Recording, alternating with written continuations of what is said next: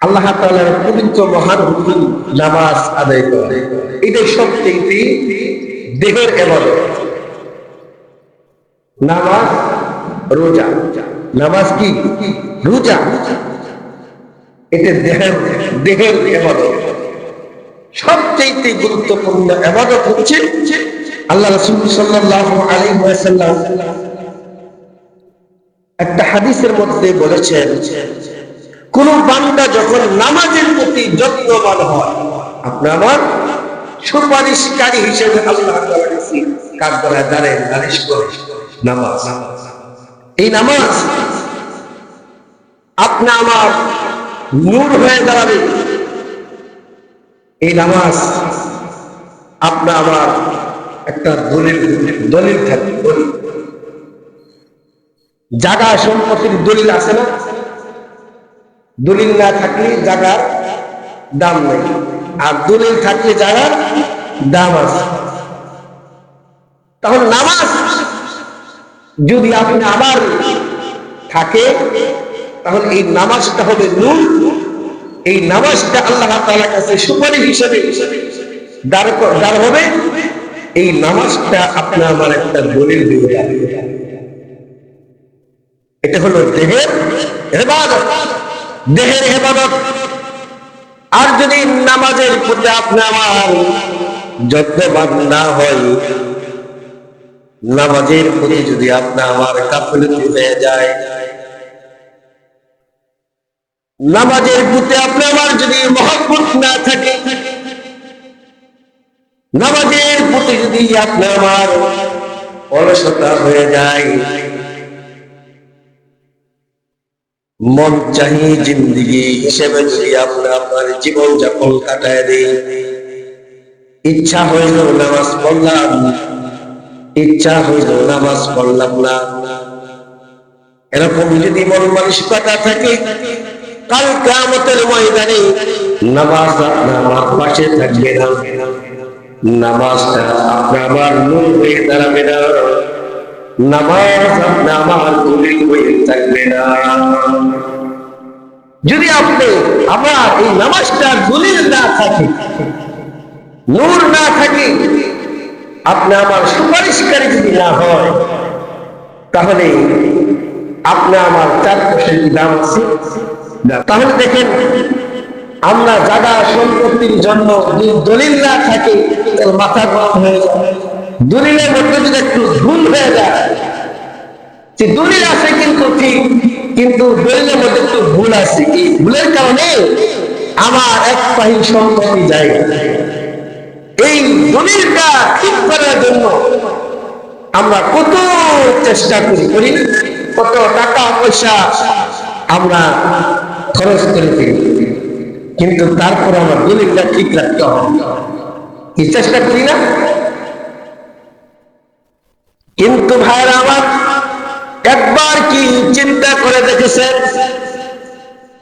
যে দলিলটা আপনার আমার চিরস্থায়ী হয়ে দাঁড়াবে, যে দলিল থাকলে আপনার আমার কোনো টেনশন নাই, জান্নাতে যাওয়ার কোনো টেনশন লাগবে না, সেই দলিলের কথা আজকে আপনার ভুলে যাই, মনে থাকে না, তাকে আমরা অবহেলিত ভাবে কাটায় দেই। যদিও নামাজের মধ্যে আসি, নামাজের মধ্যে কোনো যত্নবান হয় না, নামাজের ভিতরে কোনো মহব্বত নাই, এই নামাজটা আমার দিলের মধ্যে গেঁথে পারতে পারি না, তাহলে সারা জিন্দেগি নামাজ আদায় করলাম, কিন্তু কালকে আমাদের ময়দানে এই নামাজটা আপনার কোনো কাজে লাগবে না। তখন যদি আল্লাহ তাআলার কাছে সুপারিশ করে, নালিশ করতে পারি, আমি দুনিয়াতে 5 ওয়াক্ত নামাজ আদায় করেছিলাম, আজকে কেন নামাজ আমার দলিল হয় নাই? আল্লাহ তাআলা বলেন, বান্দারা, তোমরা নামাজ আদায় করেছিলে, কিন্তু নামাজের ভিতরে তোমাদের মহব্বত ছিল না, নামাজের ভিতরে তোমাদের মায়া ছিল না, তোমরা নামাজ পড়ছো, নামাজ পড়ার সময় রুকু সিজদা তোমরা ঠিক করো নাই, ঠিকভাবে আদায় করো নাই, অর্থাৎ নামাজের মধ্যে তোমার মন মানসিকতা ছিল না। এটাই ছিল তোমার নামাজ, এটাই ছিল তোমার নামাজ। এরকম নামাজ জিন্দিগি ঘর করলো, এই নামাজ আপনার আমার দলিল হয়ে দাঁড়াবে না। তাহলে দলিল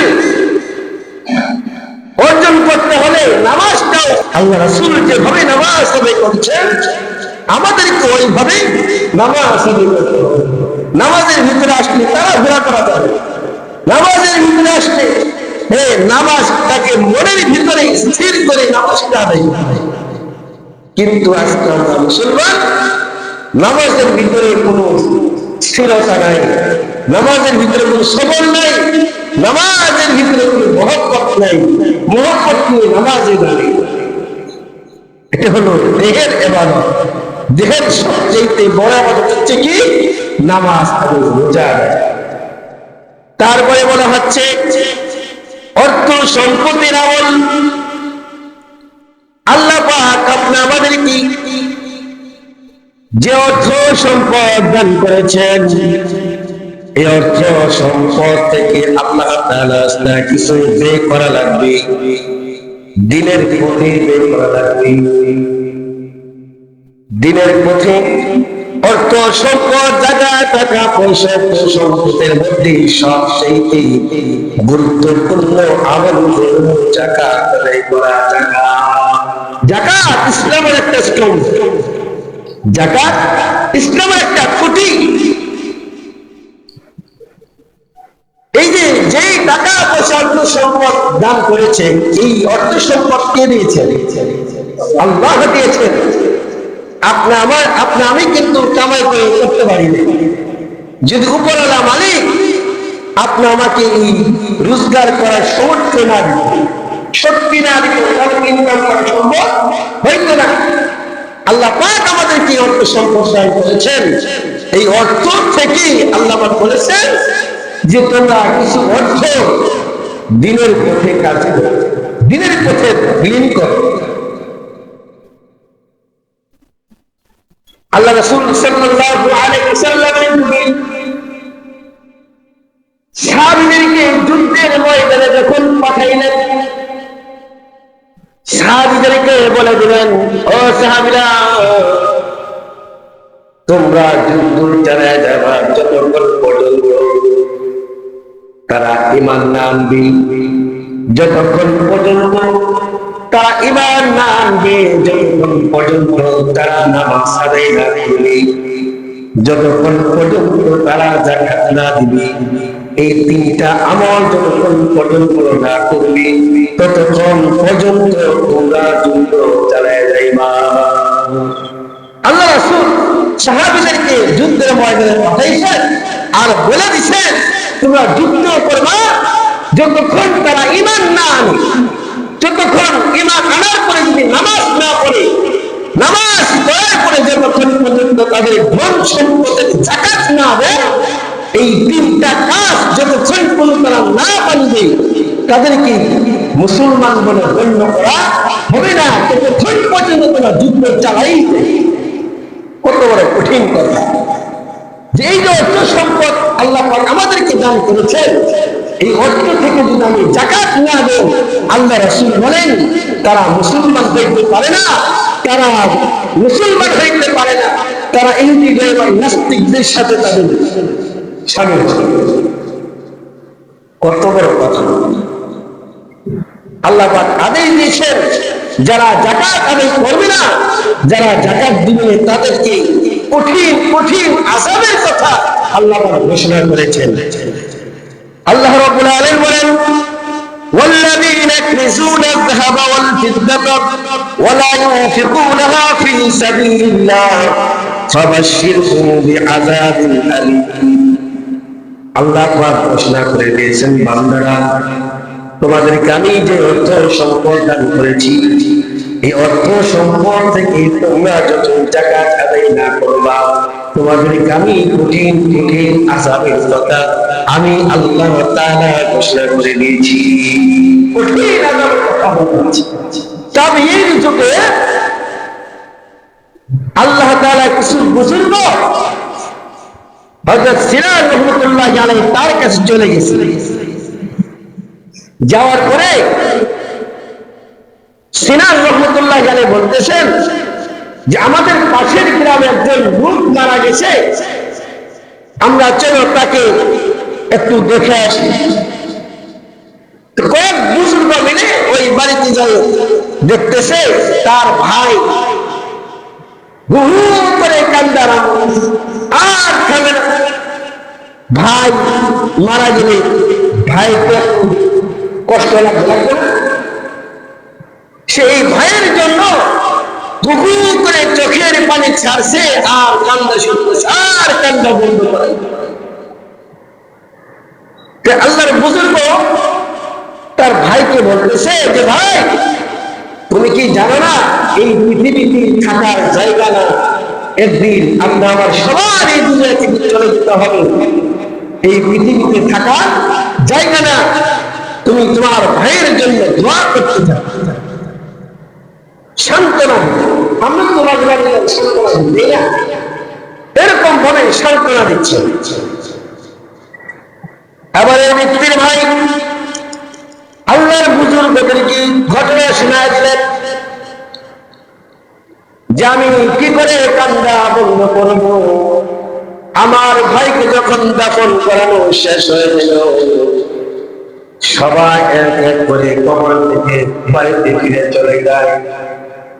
বাড়িতে যাওয়ার পরে আমি যখন কবরের পাশে দাঁড়াই, আমার ভাইয়ের জন্য আমি কবরের পাশে বসে আছি আর চোখের পানি ফেলে দিয়েছি, তখন আমার ভাইয়ের কবর থেকে কিছুক্ষণের ভিতরে খাও খাও করে আগুন জ্বলা আরম্ভ করে দিয়েছে। কবরের ভিতর থেকে আগুন জ্বলতেছে, আগুনের ধোঁয়া কবর মাটি ফেটে বের হচ্ছে। আমি এরকম দৃশ্যটা দেখি আর অবাক হয়ে গেলাম যে হায় হায়, কবরের ভিতর থেকে আগুন উঠছে, ধোঁয়া উঠছে, প্রচন্ড ধোঁয়া। ভাইয়ের ধোঁয়া দেখে ব্যক্তিকে অবাক হয়ে গেলেন, ভয় পেয়ে গেলেন। এবার ছোট ভাই তার বড় ভাইয়ের কবরটা সরাই নেবেন, মাটিটা সরাই দিলেন। তার ভাই মাথা থেকে নিয়ে পা পর্যন্ত একবার আগুনের বিড়ি দিয়ে তার ভাইয়ের লাশটাকে ঘেরাও করে রাখছেন, পেঁচা রাখছেন, ধাও ধাও করে আগুন জ্বলছে। কবরের উপর থেকে মাটিটা সরানো করে দিচ্ছে, তার ভাইয়ের মাথা থেকে নিয়ে পা পর্যন্ত আগুনের বেরি লাগায় রাখছে। এরকম আগুন, সেই আগুনের তাপ সে নিজেও থাকতে পারতেছে। ছোট ভাই চিন্তা করলেন, যেহেতু মাটিটা সরা করেছি, এখন আমার ভাইয়ের লাশের উপর থেকে আগুনের বিড়িটা সরায় দিই। যখন সরায় দিয়ে হাত বাড়াইছে, সাথে সাথে তার হাতটা পড়া যায় ছাই হয়েছে। আল্লাহর বুজুর্গদেরকে দেখাইলেন, দেখেন আমার ভাইয়ের কবরের ভিতরে যখন আগুন জ্বলছে, আগুনের বিড়ি লাগাচ্ছি, আমি আগুনের বিড়িটা সরানোর সময় আমার হাতটা পুরো যায় সারখার হয়ে গেছে, ছাই হয়ে গেছে। এখন আপনারাই বলেন আমি কাঁদবো না কেন, কাঁদবো না কেন? এখন আল্লাহর বুজুর্গ ওই ব্যক্তিকে জিজ্ঞাসা করলেন, তোমার ভাই কি এমন খারাপ কাজ করেছে, কি এমন খারাপ আমল করেছে যার কারণে তোমার ভাই কবরের ভিতরে রাখার সাথে সাথে আগুনের বিড়ি লাগানো হয়েছে?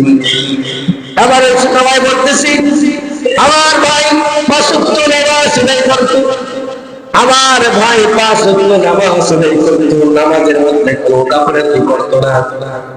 কয়েক মসজিদে আজান হলে মসজিদে আজান শোনা মাত্রই মসজিদে চলে যাইত। কয় 5 ওয়াক্ত নামাজ পড়তো, কারোর সাথে মারামারি করতো না, কারোর সাথে হিংসা বিদ্বেষ করতো না। ও আমার ভাই শুধু একটা আমল করে নাই, কি আমল? কই যে অর্থ সম্পদ আল্লাহ পাক দান করেছেন, এই অর্থ থেকে আমার ভাই এক টাকাও দান করে নাই, আল্লাহ রাস্তার দানও করে নাই, টাকা চড়াই করে নাই। শুধু এটাই করে নাই, আল্লাহর বুজুর্গ বলেন যাকাত আদায় না করার কারণে আল্লাহ পাক তাকে কবরের ভিতরে তাকে শাস্তি দেখাচ্ছেন। আর সকল মানুষকে সতর্ক করে দিচ্ছেন, এই বান্দারা তোমরা খবরদার, তোমরা সাবধান হয়ে যাও, সাবধান হয়ে যাও। আমি যে তোমাদের অর্থ সম্পদ দান করেছি, এই অর্থ থেকে তোমরা আল্লাহ তাআলার রাস্তায় দান করো, তোমরা যাকাত আদায় করো, যাকাত আদায় করো। তোমরা যদি যাকাত না দাও, আল্লাহ পাক ঘোষণা করেছেন তোমাদেরকে কঠিন শাস্তির ব্যবস্থা আল্লাহ পাক রেখে দিয়েছে। যে অর্থ সম্পদ আল্লাহ পাক আমাদেরকে দিয়েছেন, এই অর্থ থেকে যাকাত আদায় করতে হবে। আর যদি যাকাত, যাদের যাকাত দেওয়ার মতো সামর্থ্য আছে তারা যাকাত দিতে হবে। যাকাত তো ইসলামের একটা কি খুঁটি, একটা স্তম্ভ, ইসলামের একটা স্তম্ভ। এর যদি যাকাত, আমাদের টাকা পয়সা সবই আছে, যাকাত দেওয়ার মতো অর্থ আছে, কিন্তু আমি যাকাত দিলাম না, আল্লাহ রাসূল বলেন উনি মুসলমান এখন হইতে পারে, উনি কি হয় না, এখনো মুসলমান হইতে পারে না। আল্লাহ বলেন যারা যাকাত দিবে না তাদেরকে কঠিন শাস্তি। يوم يحمى عليها في نار جهنم فتقوى بها جباههم وجنوبهم هذا ما كنزتم لأنفسكم فذوقوا ما كنتم تكنزون। আল্লাহ পাক বলেন এই ধন সম্পদ আপনার বিষাক্ত সাপ হয়ে দাঁড়ায়, বিষাক্ত সাপ, বিষাক্ত সাপ আপনার কপালে চুম্বন দিবে আর বলবে আমি তোমার ধন সম্পদ, তুমি দুনিয়াতে সম্পদ কামাই করেছিলে, আল্লাহ পাক তোমাকে অনেক ধন সম্পদ দিয়েছিল, এই ধন সম্পদ গুলা তুমি জমা করে রাখছো, তুমি আল্লাহ রাস্তায় তুমি দান সদকা করো নাই, তুমি যাকাত আদায় করো নাই, এই ধন সম্পদ গুলা তুমি জমা করে রাখছো। আজকে আমি তোমার ধন সম্পদ, আমি তোমার টাকা পয়সা এক একটা কথা বলবি আর এক একটা সুবল দিবি, বিষাক্ত সাপ। আর এক একটা যখন সমাল দিবে, দেওয়ার সাথে সাথে মানুষের চেহারাটাও পাল্টে যায়। বিষয় হাদিসের মধ্যে আছে যে এই বিষাক্ত সাপের এক কিঞ্চিত, এক সরিষা 70 ভাগ করলে যে ভাগ হয়, একটা ভাগ যদি দুনিয়াতে ছেড়ে দেওয়া হয়, তাহলে এই এক ভাগের বিষাক্ত সারা পৃথিবীর সমস্ত গাছপালা বিষাক্ত হয়ে তার কে পরিমাণ এই সাপের বিষ চিন্তা করে।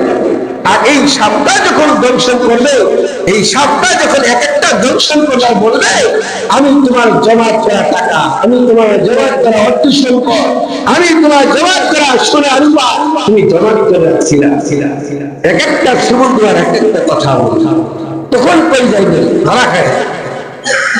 তাহলে আজকে সামান্য টাকা, কিছু টাকা অর্থের না করার কারণে এরকম শাস্তি আল্লাহ পাক আপনি আমাকে দান করেন। তাহলে যে ধন সম্পদ আল্লাহ পাক আমাদেরকে দিয়েছেন, যে অর্থ সম্পদ আল্লাহ পাক আমাদেরকে দিয়েছেন, এই অর্থ সম্পদ থেকে আমরা কিছু আল্লাহ দান করি, আল্লাহ রাস্তা দান করলে এই মালটাও আপনার আমার আল্লাহ পাক পবিত্র রাখবে। হাদিসের মধ্যে আছে এই ধন সম্পদ কে এক জায়গা করার পরে একটা লোহার একটা রড বানানো হবে, একটা রড বানানো হবে এই ধন সম্পদ। এই রড যখন বানানো হবে আর এই রডটা আগুনের মধ্যে এমন ভাবে পোড়া দিবে, সে যখন লাল টকটকা হয়ে যায়, কামার যখন রডটা পোড়া দেয়, আগুন দিতে দিতে দিতে দিতে যখন রডটা লাল টকটকা হয়ে যায়, তখন কিন্তু কামাররা এই রডটাকে যেভাবে ইচ্ছা সেইভাবে বানাইয়া কাশি বানা, দাওয়া বানা, বুটি বানা আর বিভিন্ন জিনিসপত্র বানাইতে পারে, কিন্তু রড পুরা দেওয়ার আগে কিন্তু বানানো সম্ভব না। তখন এই রডটা এমন ভাবে গরম করা হবে যেই রডটা লাল টকটকা হয়ে যাবে, এই রডটা বান্দার পিঠের মধ্যে ছাকা দেওয়া, যখন ছাকা দেওয়া হবে তখন পিঠের চামড়া কি থাকবে? চামড়া থাকবে থাকবে না। আপনি ট্রাই করে দেখেন, লাখ লক্ষ একটা রড যদি আপনি শরীরের মধ্যে ছেড়ে দেন, সাথে সাথে 1 সেকেন্ডের ভিতরে আপনার হাড্ডি সহকারে কাজ যাবে কি যাবে না? যাবে। তাহলে এই অর্থ সম্পদ রড বানানোর পরে এমন ভাবে গরম করা হবে, এই গরম রডটা আপনি আমার পিঠির মধ্যে ছেঁকা দেওয়া হবে। শুধু পিঠির মধ্যে না, শরীরের প্রত্যেকটা দেহের ভিতরে ছেঁকা দেওয়া হবে। বলবে তুমি অর্থ সম্পদটা জমা করে রাখছি না, আজকে বুঝো মজাটা কেমন লাগে।